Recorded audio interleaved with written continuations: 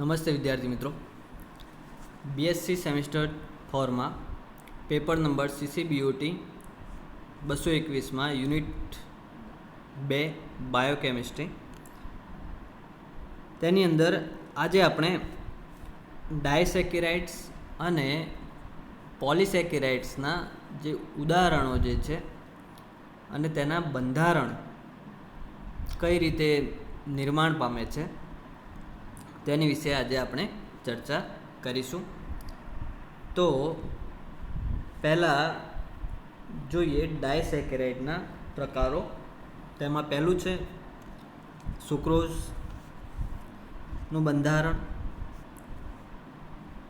તો તેમાં જે આ સુક્રોઝ જે છે તે પ્રકાશ સંશ્લેષણની સીધી ઉપજ છે. જે ઉચ્ચ કક્ષાની વનસ્પતિઓમાં સુક્રોઝ સૌથી વધારે પ્રમાણમાં સંગ્રહિત ખોરાકમાં મળી આવે છે. શેરડીના રસમાંથી સૌથી વધારે રહેલું હોય છે. તેથી જ ખાંડને સુક્રોઝ તરીકે ઓળખવામાં આવે છે.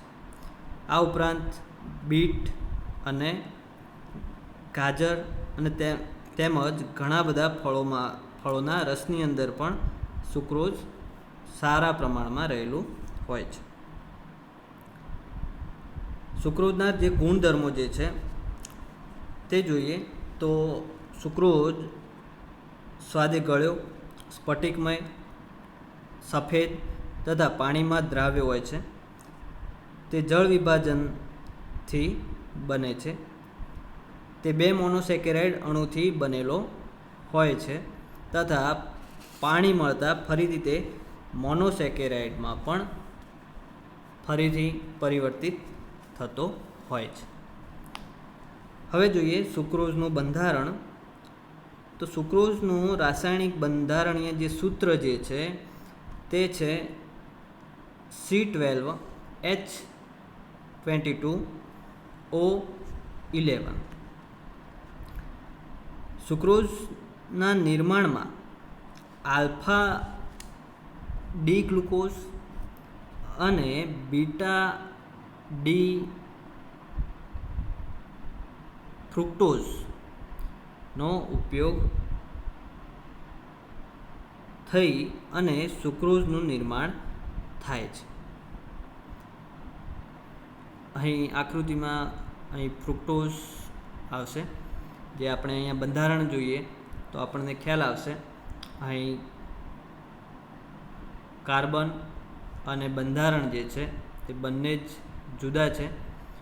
તેથી આલ્ફા ડી ગ્લુકોઝ અને બીટા ડી ફ્રુક્ટોઝ જોડાઈને સુક્રોઝનું નિર્માણ થાય છે. તો આ બંનેમાં પહેલો કાર્બન અને અહીં પહેલો, બીજો, ત્રીજો, ચોથો અને 5મા નંબરના કાર્બન ઉપરનો OH સમૂહ સાથે જોડાય છે અને તે દરમિયાન એક પાણીનો અણુ દૂર થાય છે અને સુક્રોઝનું નિર્માણ થાય છે. અને અહીં જે બંધનું નિર્માણ થાય છે તે ગ્લાયકોસિડિક બંધનું નિર્માણ થાય છે. સુક્રોઝના બંને ગ્લાયકોસિડિક હાઇડ્રોક્સી નોન રિડ્યુસિંગ શર્કરા સ્વરૂપે આવેલા હોય છે અને એક હાઇડ્રોક્સાઇલ મુક્ત રહે છે અને એક પાણીનો અણુ દૂર થઈ અને શર્કરાનું નિર્માણ થાય છે. વનસ્પતિમાં ચયાપચયની ક્રિયા દરમિયાન સુક્રોઝનું સંશ્લેષણ 2 પ્રકારે થતું હોય છે. એક તો UDPGA એટલે કે યુરિડીન ડાયફોસ્ફેટ ગ્લુકોઝ અને ફ્રુક્ટોઝ જ્યારે સંયોજાય છે ત્યારે તેની નિપજ સ્વરૂપે UDP એટલે કે યુરિડીન ડાયફોસ્ફેટ અને સુક્રોઝ સિન્થેટેઝ ઉત્સેચક બને છે અને યુરિડીન ડાયફોસ્ફેટ ગ્લુકોઝ ફ્રુક્ટોઝ 6 ફોસ્ફેટ સાથે જોડાય છે ત્યારે તેની નિપજ સ્વરૂપે યુરિડીન ડાયફોસ્ફેટ પ્લસ સુક્રોઝ ફોસ્ફેટનું નિર્માણ થાય છે અને તેમાંથી ફરીથી જે નિપજ બને છે તે છે સુક્રોઝ અને ફોસ્ફેટ બંને જુદા થઈ અને સુક્રોઝનું નિર્માણ થાય છે. ત્યાર પછી માલ્ટોઝનું બંધારણ. માલ્ટોઝ જે છે તે ક્યારેક મુક્ત સ્વરૂપે વનસ્પતિમાં જોવા મળે છે. તે મુખ્યત્વે સોયાબીનમાં હોય છે. ઉપરાંત જવ, ચોખા, ઘઉં જેવા ધાન્યોના બીજમાં અંકુરણ સમયે ઉત્પન્ન થાય છે. મનુષ્યની લાળમાં રહેલા ટાયલિન નામના ઉત્સેચકની મદદથી ગ્લાયકોજનનું જલીકરણ થતાં માલ્ટોઝ બને છે. ઉપરાંત વનસ્પતિમાં સ્ટાર્ચમાં જલીકરણ થતાં માલ્ટોઝ પ્રકારનું જે ડાયસેકેરાઇડ જે છે તેનું નિર્માણ થાય છે.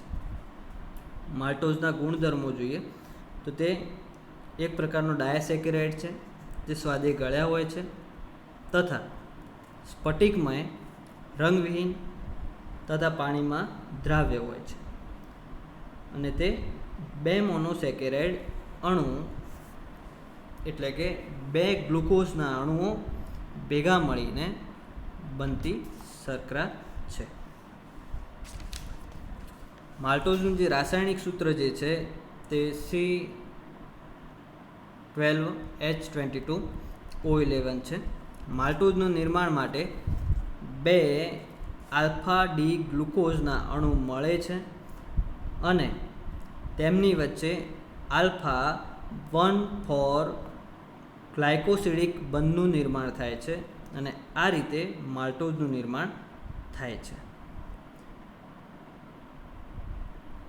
તો આ હતું માલ્ટોઝનું બંધારણ. હવે જોઈએ પોલિસેકેરાઇડ્સ. તો પોલિસેકેરાઇડ્સની અંદર આપણે સેલ્યુલોઝ અને સ્ટાર્ચ વિશેની ચર્ચા કરીશું, પણ તેની પહેલાં પોલિસેકેરાઇડ વિશે થોડું જાણી લઈએ. પોલિસેકેરાઇડ એ ઘણી સંખ્યામાં મોનોસેકેરાઇડ અણુઓના એકબીજા સાથે ગ્લાયકોસિડિક બંધથી જોડાવાથી બનતી લાંબી સાંકળ જેવા મોટા અણુને પોલિસેકેરાઇડ કહે છે. સામાન્ય રીતે 10થી વધારે મોનોસેકેરાઇડથી બનતા પોલિસેકેરાઇડનું જે સૂત્ર જે છે તે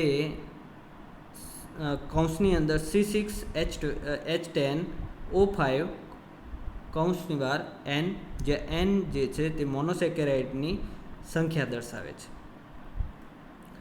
તેનો અણુભાર ખૂબ જ વધારે અને અણુ ખૂબ મોટો બને છે.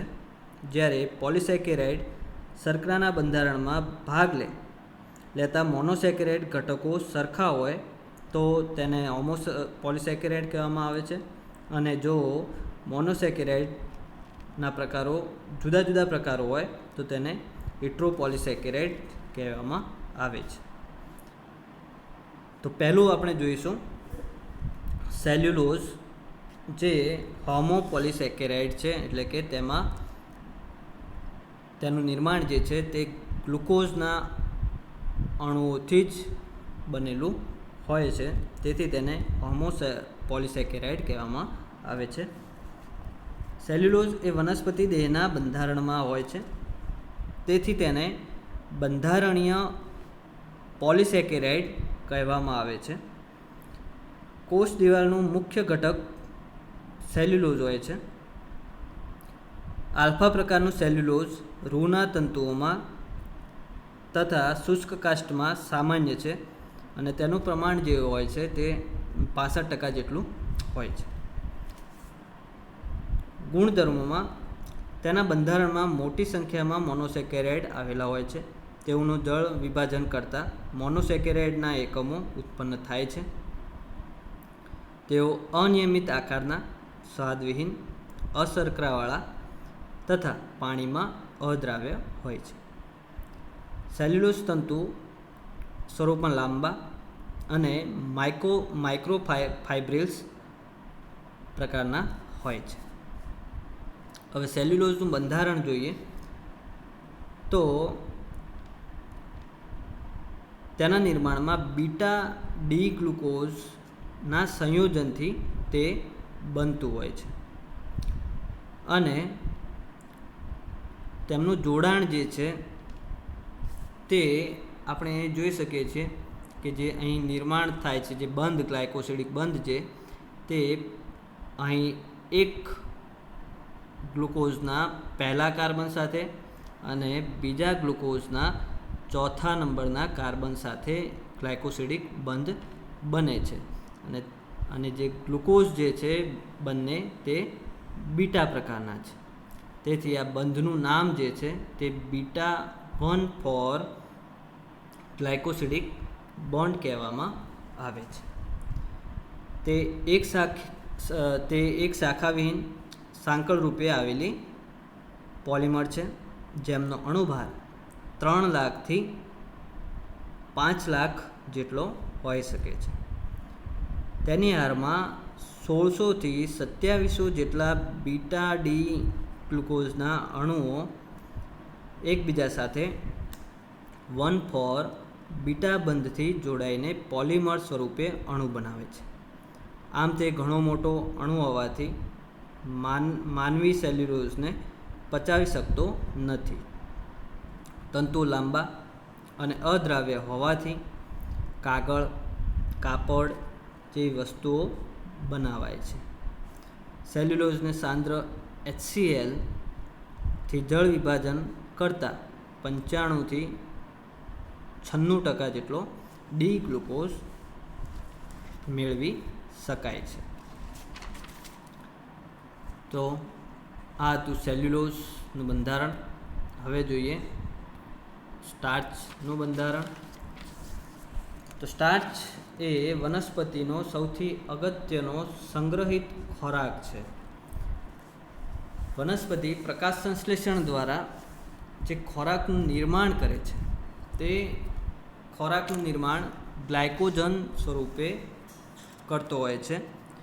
ત્યાર પછી વહન જે છે, ખોરાકનું વહન જે છે તે સુક્રોઝ સ્વરૂપે કરતું હોય છે અને સંગ્રહ જે કરતું હોય છે તે સંગ્રહ સ્ટાર્ચ સ્વરૂપે ખોરાકનો સંગ્રહ કરતું હોય છે.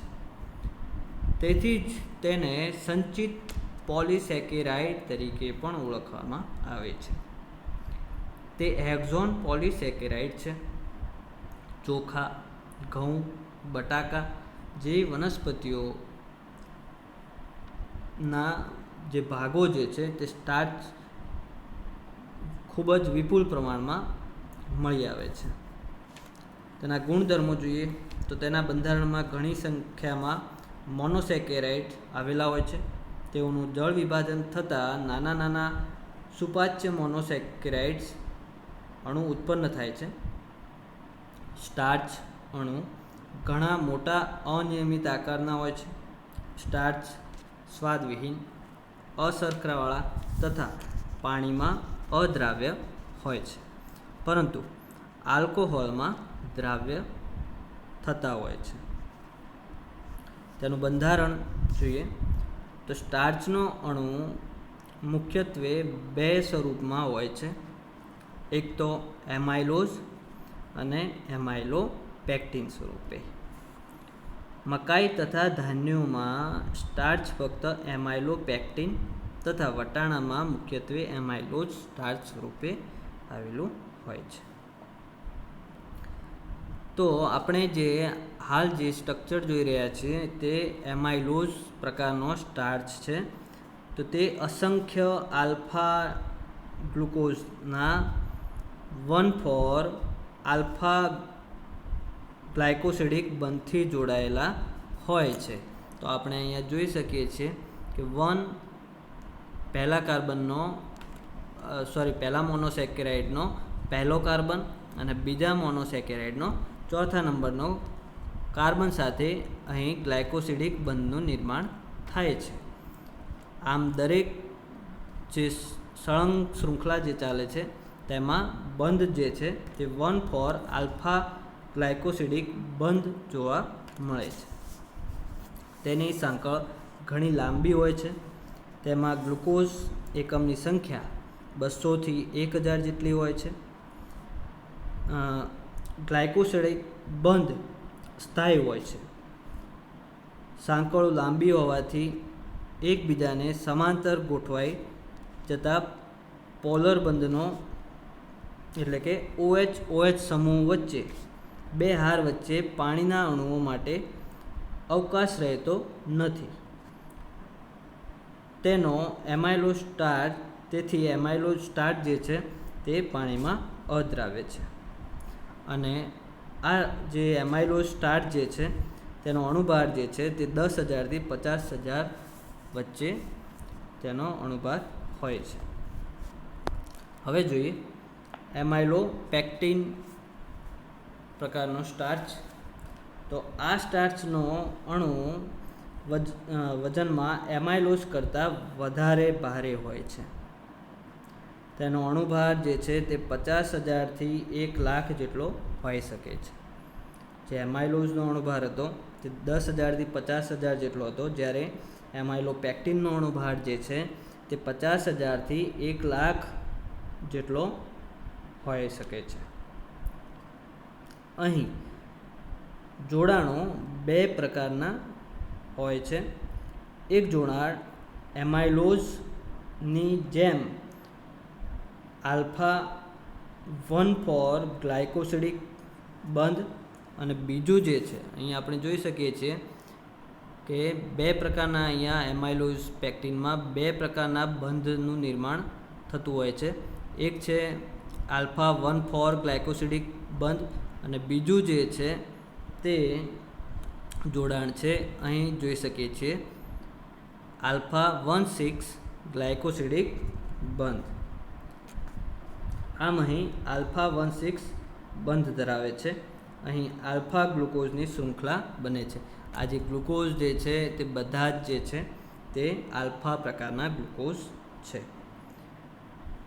જે એમાઇલોસની જેમ સીધી નથી પરંતુ શાખાયુક્ત આલ્ફા શૃંખલા ધરાવતું હોય છે. તો આ હતું ડાયસેકેરાઇડ અને પોલિસેકેરાઇડના પ્રકારો. Thank you.